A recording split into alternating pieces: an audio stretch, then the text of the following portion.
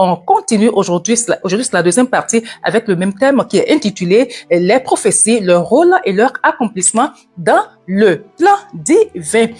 On a eu à expliquer ce que c'est que la prophétie, d'où est-ce que ça vient et tout et tout et tout et tout. Alors donc aujourd'hui on continue. Si vous n'avez pas suivi la méditation d'hier, je vous invite à cliquer sur Pain divin, pas sur Pain divin 2 ici, c'est sur Pain divin. Il y a Pain divin et Pain divin 2. Sur Pain divin, vous aurez la première partie. Pourquoi est-ce que Dieu donne des prophéties à ses enfants? Alors, en première, c'est pour établir sa souveraineté.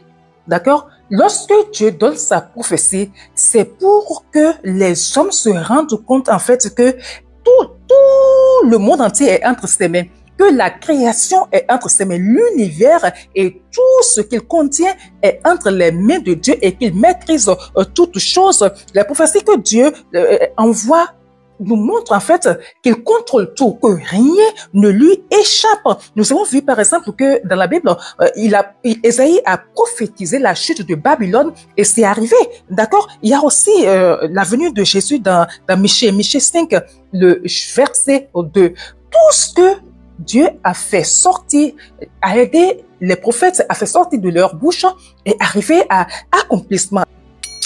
Élie va dire, Dieu m'a dit ci. Dieu a dit ça, juste parce que Dieu de sa place, il voyait, mais attends, mes enfants, depuis le temps de Moïse, de la sortie d'Égypte, je ne leur fais que leur dire ce que j'aime et ce que je n'aime pas. Mais qu'est-ce qu'ils ont les oreilles du et ci et ça? Après, il a commencé à envoyer les prophètes, notamment Élie, hein, Élie qui venait tout le temps dire, mais il y a ci, il y a ça, il y a ci, il y a ça. Et on a vu tout ce qui est arrivé à Élie par la suite.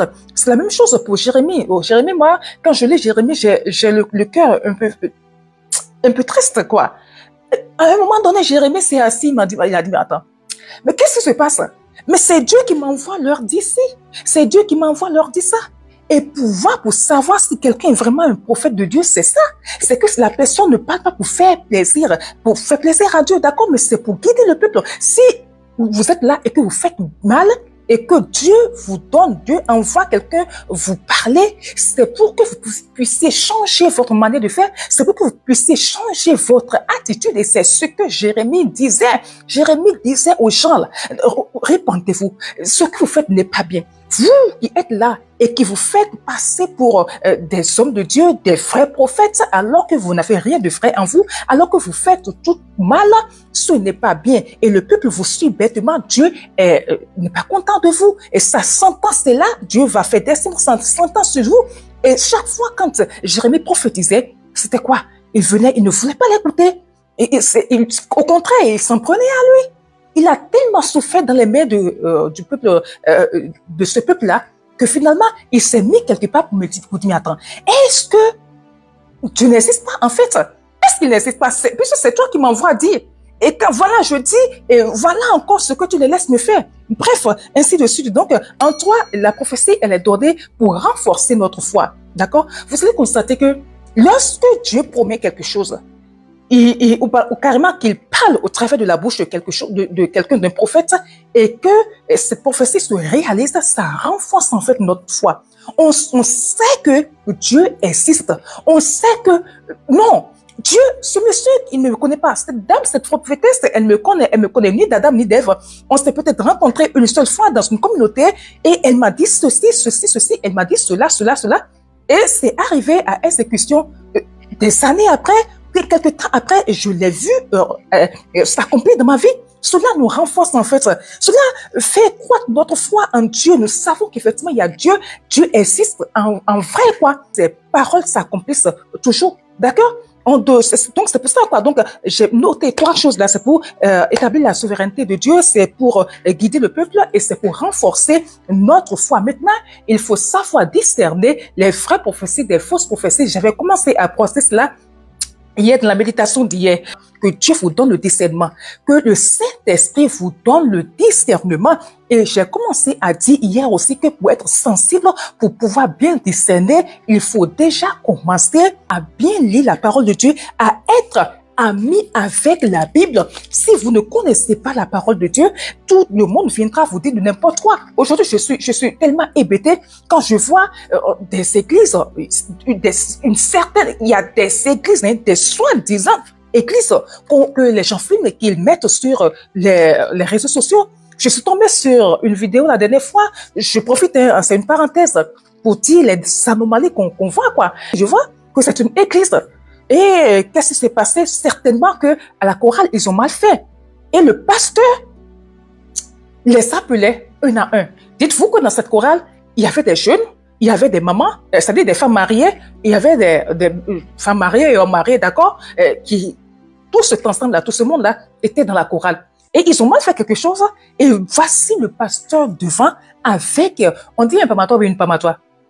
Avec pamatoire. Pourquoi est-ce que quand on est en live, excusez-moi, ce sont les aléas du live, on oublie des choses, on oublie les articles, des fois, on dit des conneries, on dit des bêtises, c'est une fois qu'on a fini et qu'on se réécoute, qu'on se dit, mais est-ce moi qui ai fait cette grave erreur-là? Oui, c'est comme ça que ça se passe, c'est les aléas du live. Donc, et il s'est saisi du pamatoire, prenez ce que vous voulez. En tout cas, il a pris pamatoire et il a commencé à les taper un à un. Et ces gens passaient, ils donnaient et puis, les autres riaient. Et ils riaient. Apparemment, ça ne leur disait rien. Dites-moi, où est-ce que c'est dit dans la Bible que le pasteur a le droit de frapper ses fidèles, même s'ils font mal? Je suppose, c'est un exemple extrême, que c'est même l'argent de l'église qu'ils ont volé. Où est-ce qu'il est dit que le devancier, le berger, a le droit de prendre pamatoire et de faire avancer une femme mariée et de la taper? Dites-moi. Et les gens sont là, ils sont pleins, ils sont assis dans cette église-là. Pourquoi? Parce que à cause de ça, cette parole-là, ils ne veulent pas la lire. Quand on lit la parole, quand on maîtrise, quand on sait ce que la parole de Dieu dit, on sait qu'on ne peut pas continuer à aller dans une assemblée comme ça où le devancier se prend pour le roi, ou le devancier qui se dit qu'il est berger, il est prophète, et c'est lui qui a le droit de mort et de vie et de mort sur tous ses fidèles. On sait que ça ne vient pas de Dieu. Dieu nous a créés avec un libre arbitre. Et chaque fois quand Dieu parle, regardez Deutéronome 28, il laisse la possibilité aux gens de choisir. Il vous dira ce qui est bien, il vous dira ce qui est mal, et il vous dira à la fin, c'est à vous de choisir. Deutéronome 28 dit, si vous faites ci et ça, si vous marchez comme ça, comme moi je veux, voici les biens, voici les bénédictions qu'ils vont vous suivre. Aussi, si vous vous entêtez à faire le contraire, vous allez aussi écoper de ci et de ça. Voilà les malédictions qui vont pleuvoir dans vos vies, qui vont vous suivre. Dieu est comme ça. Il nous laisse simple, il nous laisse choisir. Il nous donne des choses, il fait dire des choses aux gens, il envoie des messages pour nous, il nous fait lire la Bible. Et après, c'est à nous-mêmes de décider si on veut l'écouter ou pas. Donc, comme je ne vais jamais cesser de le dire, ayez l'habitude, c'est-à-dire, ayez la Bible là, que la Bible ne reste pas éloignée de vous. Et j'ai dit, prenez, même si vous avez des grosses Bibles là, laissez-les. D'accord? Vous pouvez sortir avec vos Bibles là. C'est comme des trousses. Vous mettez votre truc dans, dès que vous avez un laps de temps, ouvrez et lisez, ça vous fera du bien. Comme ça, si quelqu'un est en train de tomber dans les travers, un devancier est en train de tomber dans les travers, là, vous laissez savoir qu'il n'est pas de Dieu et sortez de là, ne pas le suivre. OK?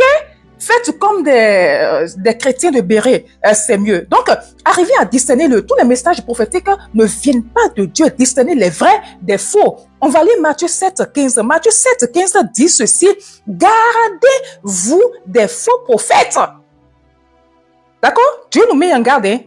Déjà, au travers de la bouche de Matthieu, déjà en son temps. Gardez-vous des faux prophètes. Ils viennent à vous en vêtements de brebis. Mais au-dedans, ce sont des loups ravisseurs.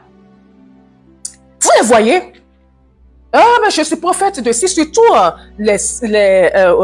comment vous dites, des gens, des chrétiens qui ne viennent pas d'une communauté, mais qui se sont levés du jour au lendemain pour se donner le nom de prophète. Faites attention à ces gens-là.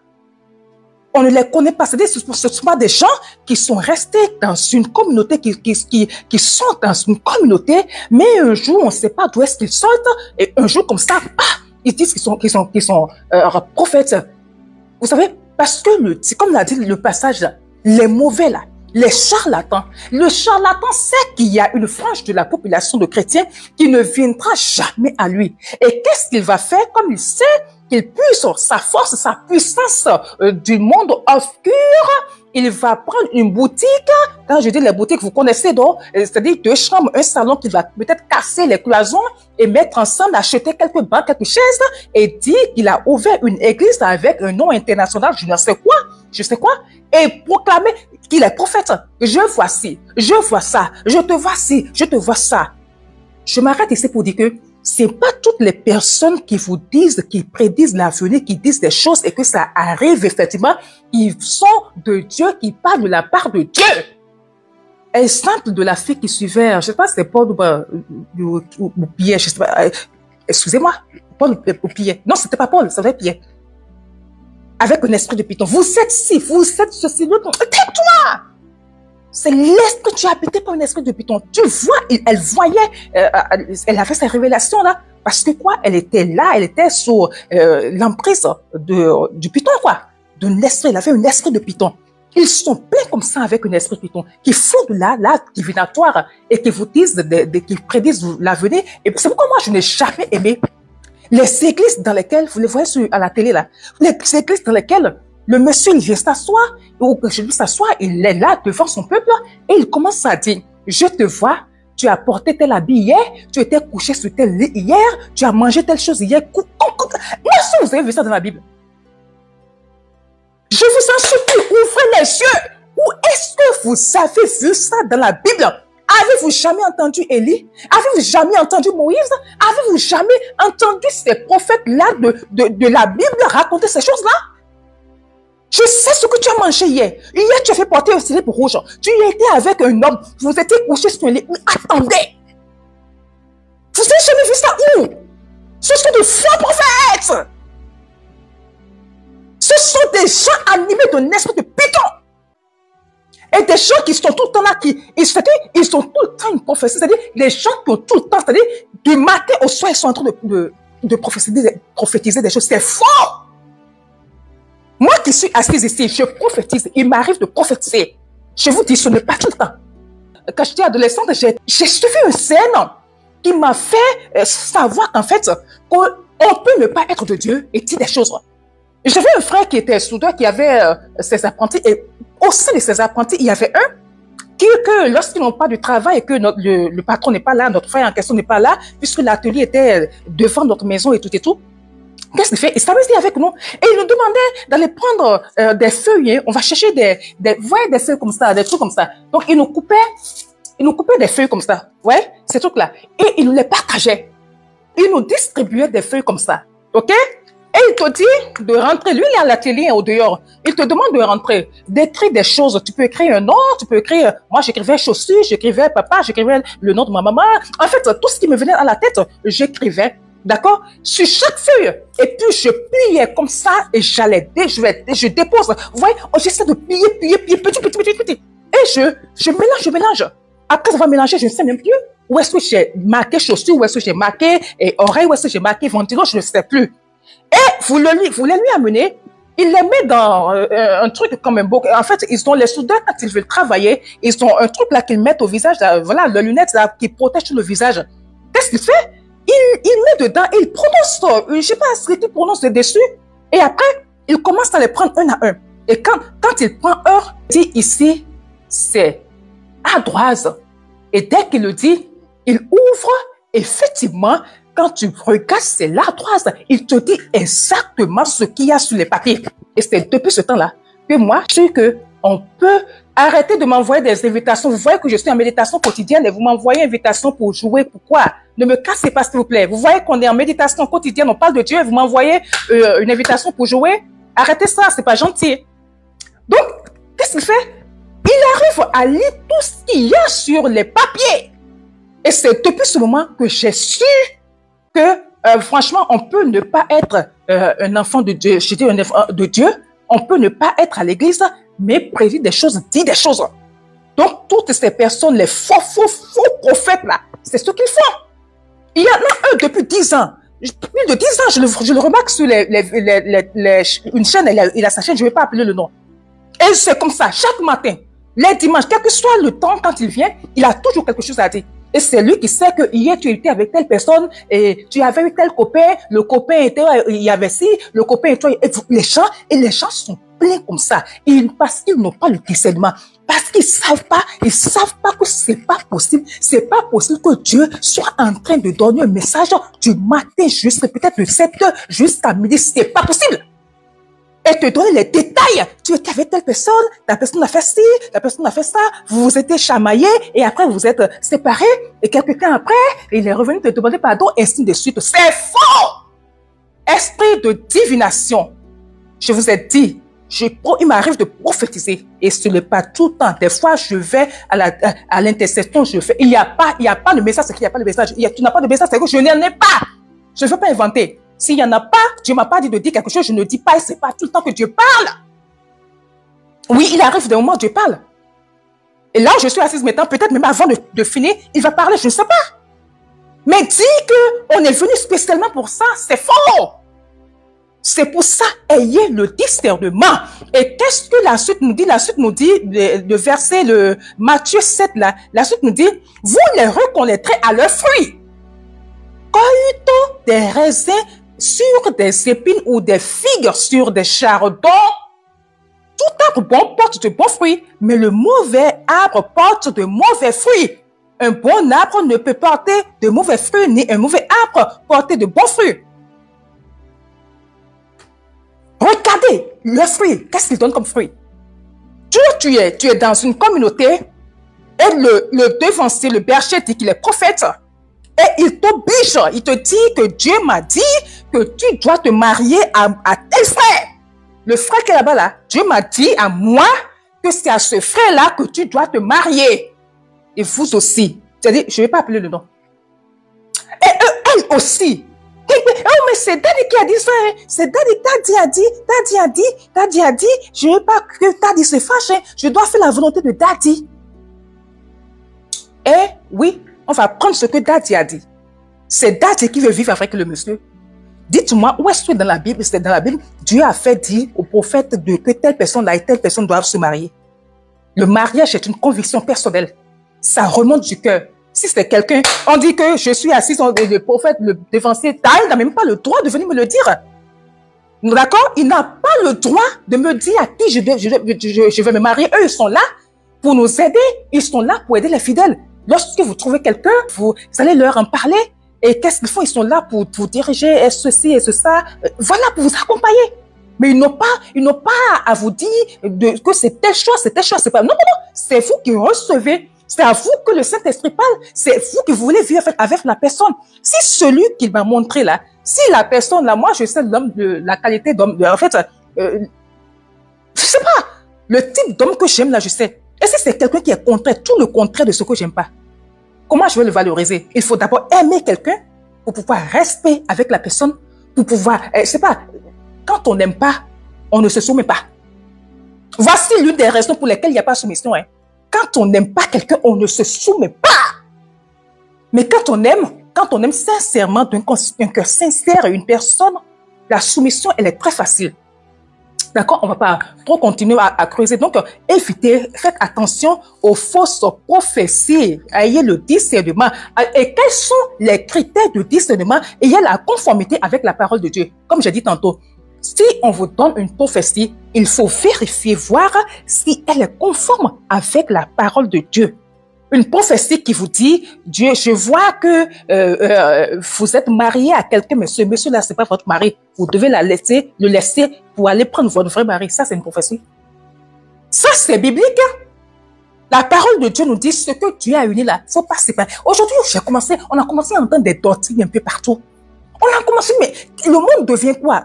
Moi, ça ne m'étonne pas, hein, parce que la Bible a déjà prédit.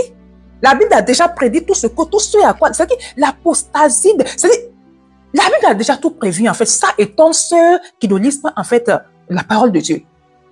Où on dit que, oui, j'ai même entendu un pasteur le dire, hein, et le mariage qu'on a... Quoi, même là, que si la femme avait bassé l'homme et que l'homme ne savait pas ce qu'il faisait et qu'ils se sont mariés et qu'entre-temps, le bas c'est fini, que Dieu... Oui, on peut divorcer et aller se remarier. Où est-ce que c'est dit ainsi? Où est-ce que c'est dit ainsi? Il a été pris par le bas. Lui-même, là, s'il ne s'est pas approché, le bas ne va pas le prendre. Si ce n'est pas approché, là, le bas n'allait pas le prendre. La parole de Dieu dit de ne pas séparer ce qu'il a uni. Et un prêtre, je dis un prêtre, un pasteur se lève pour dire, oui, on va défaire ça parce que ce n'est pas son vrai mari est là-bas. Donc, pour les critères de discernement, c'est qu'en eux, il faut que la prophétie soit conforme avec la parole de Dieu. Il y a 3 choses. Et le 2, c'est l'accomplissement de la parole de Dieu. Vous dites quelque chose qui n'a... Un prophète qui est connu pour dire des choses qui ne s'accomplissent jamais. C'est pas un prophète. Lui, là, il dit des choses qui ne s'accomplissent jamais. C'est pas, je répète, un prophète. En 3, les fruits de la vie du prophète, on a déjà dit dans Matthieu 7, d'accord? Matthieu, le chapitre 7, le verset 16 à 18, on les reconnaît, j'ai devancé un peu à leurs fruits, quoi, à ce qu'ils font. J'ai suivi la dernière fois sur LMTV. Et qu'est-ce qu'il dit? Il empêche sa fidèle d'aller prendre un frère au dehors, un frère chrétien, pas païen, un frère chrétien, d'avoir un fiancé d'une autre communauté. Pourquoi? Parce que c'est elle qui paye la plus grosse dîme. Et que si jamais il la laisse partir, qu'il n'y aura personne pour combler son vide. Donc pour lui, là, c'est l'argent. Quelqu'un comme ça, là, c'est prophète. Il dit qu'il est prophète de Dieu. Et il dit encore sur le plateau que si jamais elle ose désobéir à ce que lui il dit, que ce monsieur-là va mourir. Que monsieur va faire accident. Et c'est sur les plateaux. Et je dis, mais quel genre de fidèles, quels sont les gens de fidèles qui suivent? Qui sont ces personnes qui suivent ces fausses personnes, ces faux pasteurs, ces faux hommes de Dieu? Parce que vous aussi, vous ne voulez pas lire votre parole, vous ne voulez pas lire la Bible, vous n'avez pas le temps pour la Bible, vous avez le temps pour Netflix, vous avez le temps pour les feuilletons, vous avez le temps pour tous, pour les bérets de TikTok. Voilà un live de méditation où on est en train de dire les choses qui sauvent l'âme. Les choses qui font, on est en train de dire des vérités qui font avancer spirituellement, qui sauvent. Mais il y en a, ils sont là, ils vont passer. Oh là là, c'est les gens de Alléluia là. Oh, c'est les gens qui ont la Bible en main là. Oh, c'est les gens qui sont en train de parler de Dieu là. Et ils vont swapper. Au même moment, quand ils vont arriver quelque part où on est en train de tourner les fesses comme ça, vous savez, elles sont en train de tourner comme ça. Vous savez combien ils font, non? Combien ils font même? Comme ça là. Ils vont s'arrêter là. Pour voir comment ça tourne. La bêtise humaine. Et après, ils sont étonnés de savoir qu'ils sont entre les mains d'une fausse personne. Pourquoi être étonné? Pourquoi être étonné? En fait, c'est une incompréhension de ma part. C'est tellement simple que... Mais quand même, c'est quand même très simple. Pourquoi est-ce qu'ils ne peuvent pas comprendre un truc qui est aussi simple? C'est simple. Lisez la parole. Même si c'est pas tout le temps, moi je m'en sers pas tout le temps. Ça, c'était avant ça. Il fut un temps, j'étais tout le temps dedans. Je n'allais nulle part. Je n'avais pas d'activité. Donc quand je me lève, c'est ça. J'ai pris du temps pour étudier la Bible. J'ai pris du temps pour étudier, pour savoir du début jusqu'à la fin ce que la Bible contient. Même si je ne suis plus dedans à fond comme ça, mais quand je sais quand même quand on prend un livre, de quoi le livre parle. Et au quotidien, quand même, je lis quelque chose. Je médite quelque chose. Si je ne médite pas, est-ce que je vais venir m'asseoir ici pour vous parler en retour? Non. Faites-le. Ça va vous aider.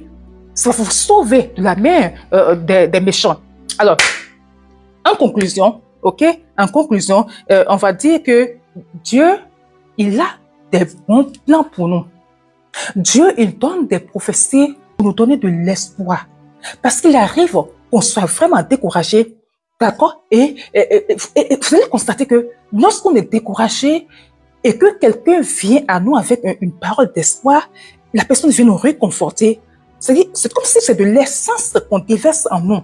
Et on retrouve la force pour avancer. On nous retrouve la force pour nous relever et avancer. C'est ce que Dieu fait par les prophéties. Par les prophètes, au travers des prophètes, il envoie des paroles d'encouragement, des paroles d'espoir, hein, pour, je sais pas, pour que nous puissions tenir debout. Et quand ça vient vraiment de lui, ça arrive toujours à exécution. Ça voit toujours le jour. Ce qu'il dit se réalise. Donc, c'est par amour qu'il nous donne des prophéties pour nous dire qu'il est là pour nous et qu'il a de bons projets, de bons plans pour nous, un avenir pour nous. Il dit dans Jérémie 29, oui, 29, le verset 11, il dit que je sais les projets que j'ai formulés pour vous. Ce sont des projets pour vous donner, je paraphrase, un meilleur avenir. D'accord? Un meilleur avenir. Donc, Dieu est là. Tout ce qu'il fait, c'est pour que nous ayons un meilleur avenir. Donc, mes frères et sœurs, les prophètes, les vrais, il y en a. Juste que les vrais ne font pas du tapage. Les vrais ne vont pas crier « Oh, oh, oh, oh, oh, oh, oh, je suis prophète, oh, je suis Keter, oh, je suis ceci, oh, je suis cela. Oh. » Entre-temps, où je prophétisais, parce qu'il faut être dans une communauté, il faut, les trucs aussi, les prophéties aussi se manifestent correctement lorsque on est en communauté, puisque ce sont des choses que Dieu a donné, des ministères pour édifier le peuple de Dieu.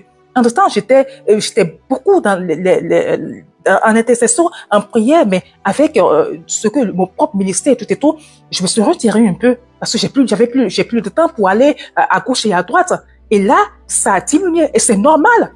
Ça, c'est normal. Puisque c'est pour les hommes, c'est pour édifier les autres. Ce ne sont pas des choses pour nous-mêmes. D'accord? Comme si l'environnement ne cadre plus, ça va diminuer. Autant j'étais là-bas, je prophétisais. Comme je dis, pas tout le temps, pas tous les jours. Et tout ce que je disais, ça arrive des fois, ce sont des choses, des gens qui sont là et qui vivent des situations, ça sort. C'est pas que je suis à la maison, je suis mise assise, j'ai dit ci, j'ai dit ça. C'est entre-temps. Et comme le font certains, parce que Dieu les a utilisés pour donner 1, 2, 3, 4 prophéties, ils vont courir pour aller prendre une boutique. Et oui, je suis prophétesse du temps. Oui, je suis prophète du temps. Attention. Non, ça ne se passe pas comme ça. Non. Ça ne se passe pas comme ça.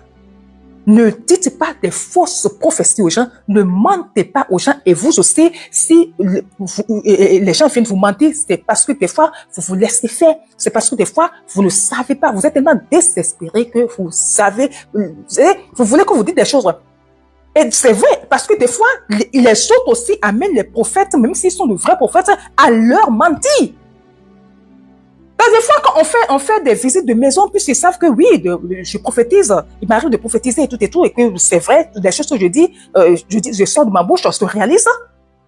Des fois, vous sortez, vous allez à tel endroit, bien vous venez à l'intercession, bien un frère ou une soeur t'appelle, mais est-ce que Dieu prie pour moi? Tu finis? Oui, j'ai prié pour toi. Est-ce que Dieu ne t'a pas dit quelque chose? Est-ce que Dieu ne t'a pas révélé quelque chose? Est-ce que Dieu n'a pas dit quelque chose? Je dis non.